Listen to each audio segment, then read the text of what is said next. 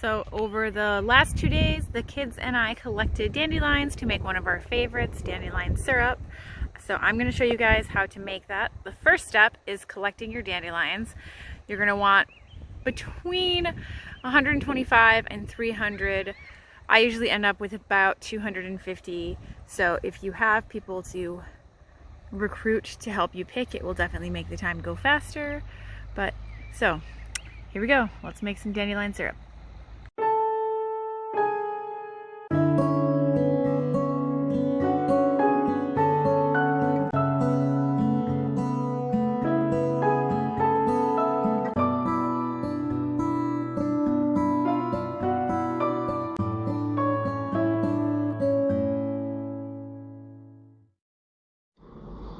So after you've collected your bowl full of dandelions, you're going to rinse them with cold water quick. You don't have to, because you're going to knock off some of the pollen when you do, but it's just a good way to kind of encourage any bugs, which there will be bugs on it, to leave. So just kind of in water. I'm going to take them out, line them all up so they can dry off.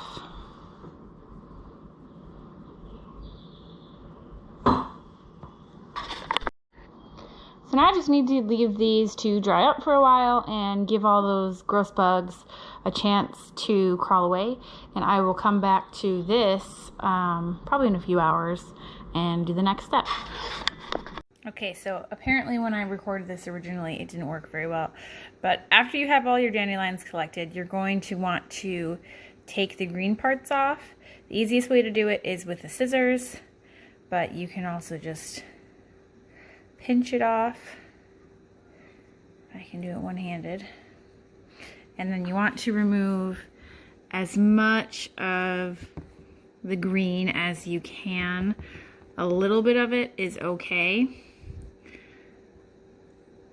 but what you're going for is mainly to end up with a big pile petals like that, with maybe just a little bit of green in them.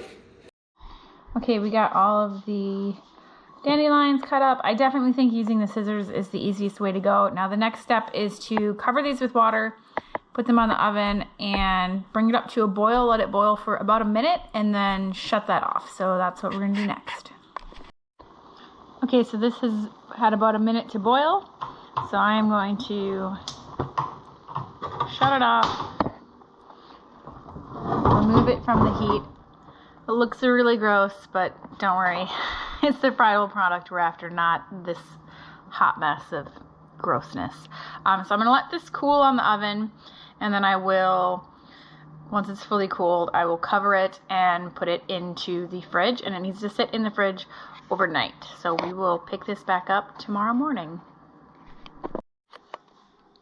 You want to get everything out of the bowl that you can.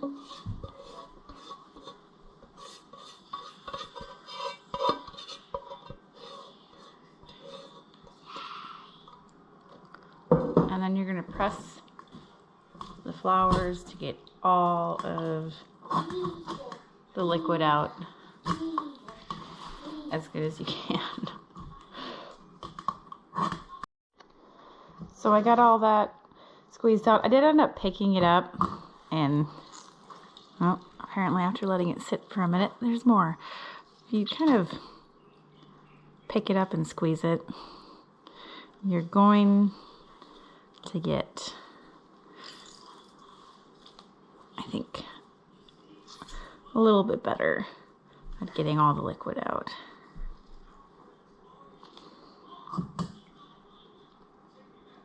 So that's done. Now you see this has got this beautiful golden color. I'm going to return it to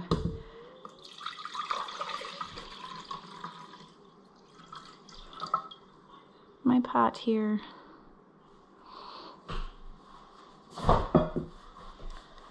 And then I am going to add in sugar. So I've got this on the stove. The recipe that I'm kind of following calls for 125 dandelions, which I doubled that easily, which I did last time as well. I think it gives it a stronger flavor. And then it wants 2 cups of sugar, which I think I did less last time, but so for now I just did a cup and then I'll check it later. And it also calls for a 4th cup of honey. They want you to add it in during the boiling stage, but that's really silly because they said raw honey. And if you put it in when you're boiling it down at the end, that completely defeats the purpose of having raw. So I always add that at the end after this has cooled off significantly. But for now, the goal is add in the sugar to get whatever sweetness level you'd like, and then boil it until it reduces by about half. Take, half an hour to an hour, depending on how much liquid you have. And for the liquid amount, on their recipe it says 3 cups. With me, I don't measure it. I just pour enough liquid over the dandelions before I boil them for that initial simmer. So there's no real measurement. It just kind of goes based off of how much dandelions you picked. Okay, so this reduced by about half. I could have went a little bit longer. It's definitely thickening up, but I don't mind this as a little bit runnier of a syrup. Now I've let it cool for a good while, so I'm going to add in my 4th cup of raw honey.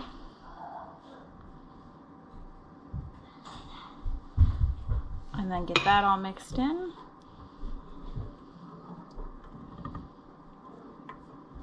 And then I will put it in the container.